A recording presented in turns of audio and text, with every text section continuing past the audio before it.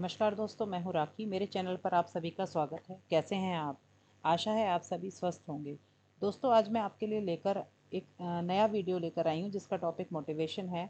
Motivation आपकी प्रतियोगी परीक्षाओं के लिए अत्यंत महत्वपूर्ण टॉपिक है। इस टॉपिक से जो है क्वेश्चन आते हैं यूपी टेट में, सी टेट, पीजीटी, नेट और असिस्टेंट प्रोफेसर सभी परीक्षाओं में इससे प्रश्न पूछे जाते हैं। अतः यह वीडियो आपके लिए बहुत ही महत्वपूर्ण होने वाली है, इसलिए बने रहिएगा वीडियो के अंत तक। यदि आपने मेरे चैनल को अभी तक सब्सक्राइब नहीं किया है तो आज ही सब्सक्राइब करें तथा बेल आइकन को दबाना न भूलें, जिससे आपको आने वाली वीडियो के नोटिफिकेशन मिलते रहें। तथा वीडियो को ज़्यादा से ज़्यादा स्कॉलर्स को शेयर करें ताकि सभी इसका लाभ ले सकें। चलिए देर न करते हुए शुरू करते हैं आज का वीडियो। तो आज का हमारा जो टॉपिक है वो मोटिवेशन है। मोटिवेशन सभी परीक्षाओं के लिए बहुत ही महत्वपूर्ण है। तो सबसे पहले जानेंगे मोटिवेशन है क्या, इसका मीनिंग कहाँ से आया, ये वर्ड आया कहाँ से। तो the word motivation is derived from the Latin word motum or movere which means to move. Motivation जो है वो लैटिन वर्ड मोटम से लिया गया है या मोवियर से लिया गया है, जिसका मतलब है टू मूव यानी चलना, आगे की तरफ चलना। दस motivation is the factor that speeds up work. Motivation एक ऐसा फैक्टर है जो कार्य को गति प्रदान करता है। Motivation is an operation that stimulates the organism to action. Motivation जो है वह एक इस प्रकार की प्रक्रिया है जो व्यक्ति को कार्य करने के लिए अग्रसर करती है, उत्तेजित करती है। अब कुछ डेफिनेशंस हैं जो डिफरेंट स्कॉलर्स ने दी हैं मोटिवेशन की। इंपॉर्टेंट डेफिनेशंस हैं, इन्हें देखते हैं। सबसे पहले है according to B F Skinner. B F Skinner ने क्या कहा है मोटिवेशन के बारे में, इसको देखते हैं। Motivation in school learning involves arousing, persisting, sustaining and directing desirable behaviour. तो जो स्किनर है उन्होंने कहा है कि स्कूल लर्निंग में अगर मोटिवेशन को देखें तो वो क्या है, इसके अंदर क्या क्या चीज़ें आती हैं। अराउजिंग आता है, परसिस्टिंग आता है, sustaining and directing desirable behaviour. व्यक्ति को जो डिज़ायरेबल बिहेवियर है उसकी तरफ किस तरह से ले जाया जाए, वो सारे जो एफर्ट्स हैं वो इसके अंदर शामिल होते हैं इनके अकॉर्डिंग। दूसरा आता है अकॉर्डिंग टू वुडवर्थ। अगर वुडवर्थ की बात करें तो वुडवर्थ ने motivation is the state of the individual which disposes him to certain behaviour for a seeking goal. इनके अनुसार जो मोटिवेशन है एक व्यक्ति की ऐसी अवस्था है जो उसे लक्ष्य तक ले जाने के लिए लगातार उस पर को डिस्पोज करती है, अग्रसर करती है अपने लक्ष्य तक पहुंचने के लिए।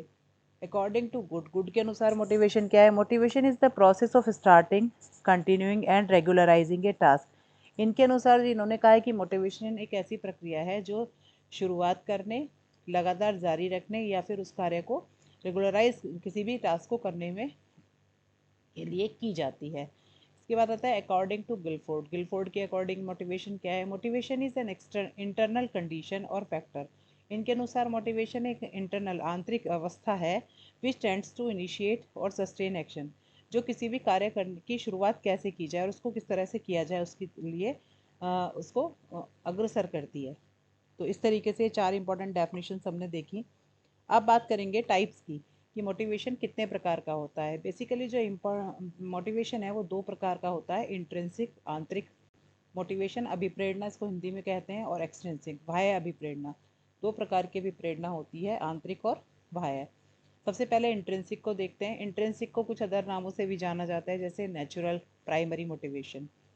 इसके अंदर क्या है कि under this wish the wishes, desires and ideas of a person come which incite him to work.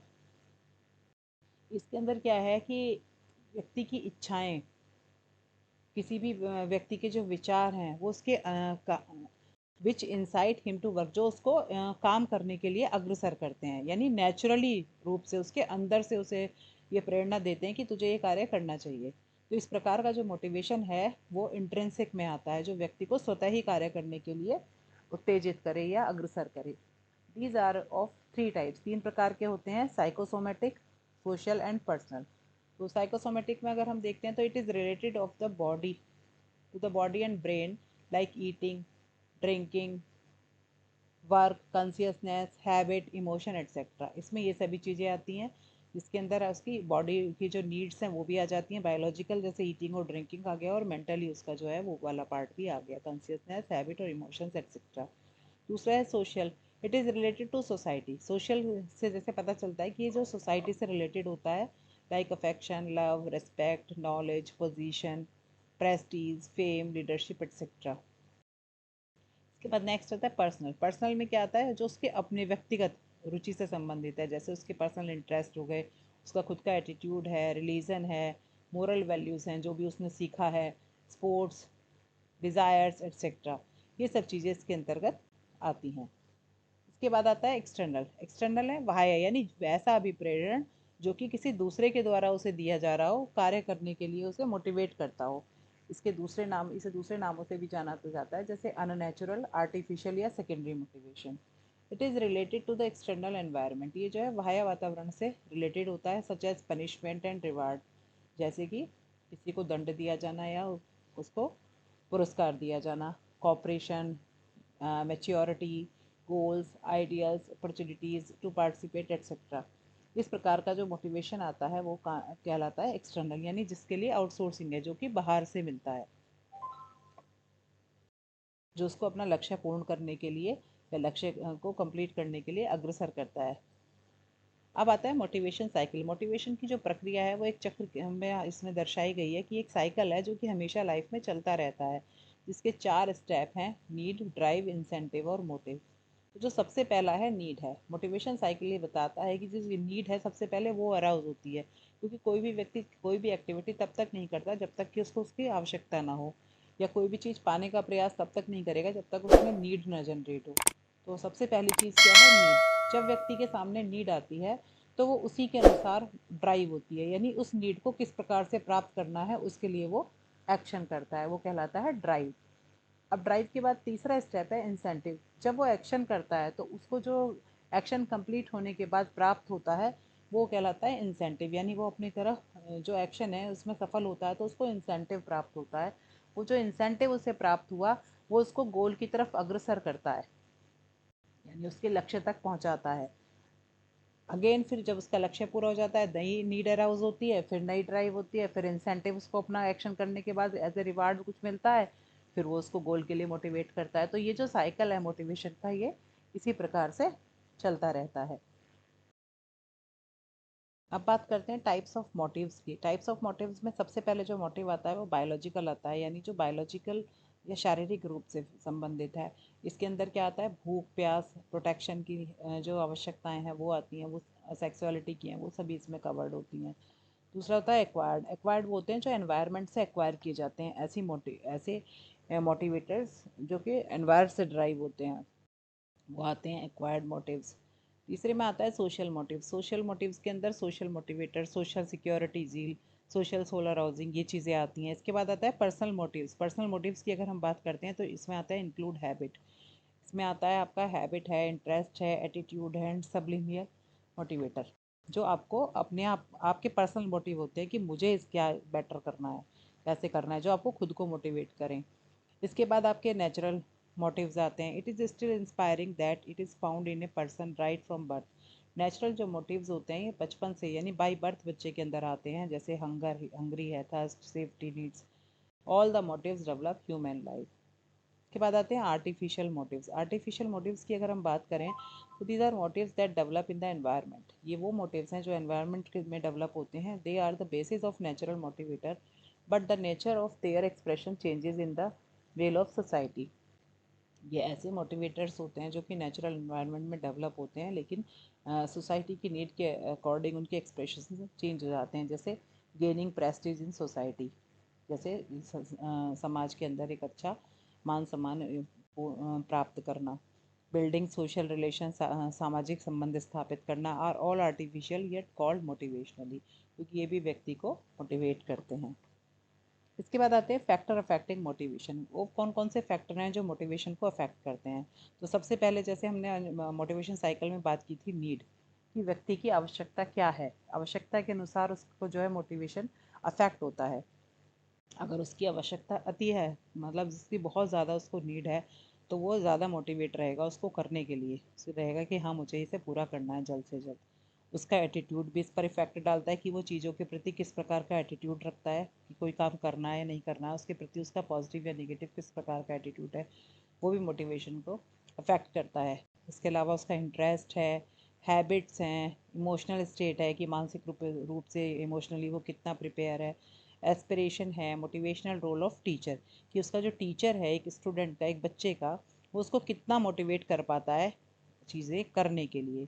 Awards and penalties यानी अगर उसको पनिशमेंट मिलता है या कोई पेनल्टी उसको लगाई जाती है, अवार्ड, ये भी मोटिवेशन को इफ़ेक्ट करते हैं क्योंकि अगर आपको किसी कार्य के लिए अवार्ड मिलता है तो आप मोटिवेट होते हैं पॉजिटिवली उसे करने के लिए। पेनल्टीज़ पर कई बार आप सीखते हैं और कई बार आप डिमोटिवेट भी होते हैं।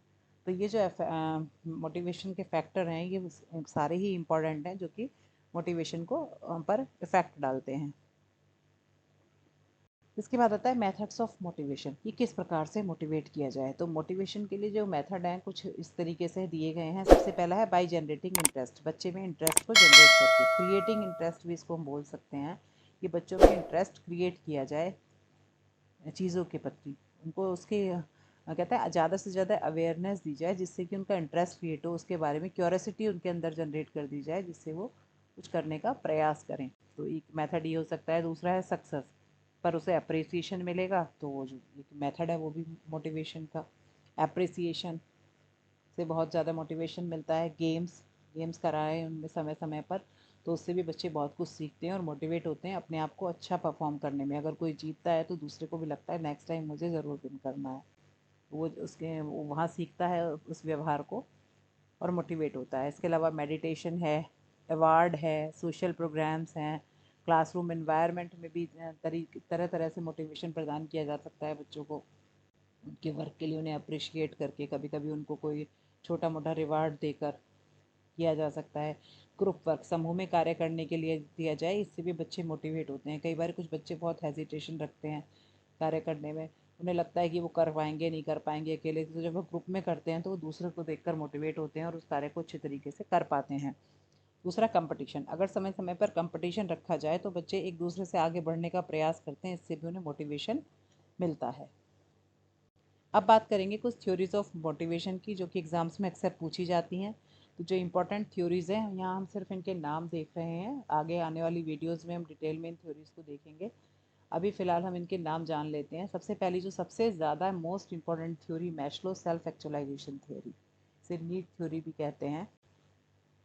ये अब्राहम मैस्लो ने दी थी ये थ्योरी। इस थ्योरी से सबसे ज़्यादा प्रश्न पूछे जाते हैं, मोस्टली इस थ्योरी से क्वेश्चंस पूछे जाते हैं।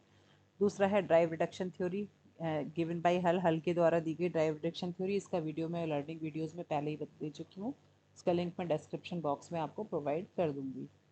The theory of encouragement by Bolles and Kaufman, Kaufman की जो थ्योरी है एनकरेजमेंट की, एक ये थ्योरी है। इसके बाद एक थ्योरी है थ्योरी ऑफ इंस्टिक्ट मैकडूगल की, जिसमें उसने 14 इंस्टिक्ट्स के बारे में बताया है। इसके बाद है next theory the theory of psycho analysis bye fried, fried की फेमस थ्योरी है साइको एनालिसिस। और मैकमिलन की ह्यूमन मोटिवेशन थ्योरी। ये कुछ जो थ्योरीज़ हैं ये मोटिवेशन की इंपॉर्टेंट थ्योरीज़ हैं जो अक्सर एग्जाम्स में पूछी जाती हैं कि कौन सी थ्योरी किसने दी है। या तो प्रश्न इस तरीके से आपसे पूछा जाता है या फिर उस थ्योरी के अंदर क्या बताया गया उसकी कुछ डेप्थ से अगर हम बात करें नेट की या फिर एग्ज़ाम इसकी आपका असिस्टेंट प्रोफेसर एग्ज़ाम की, तो उसमें थोड़ा और डीपली क्वेश्चन आता है, उसमें डायरेक्ट क्वेश्चन कम आता है।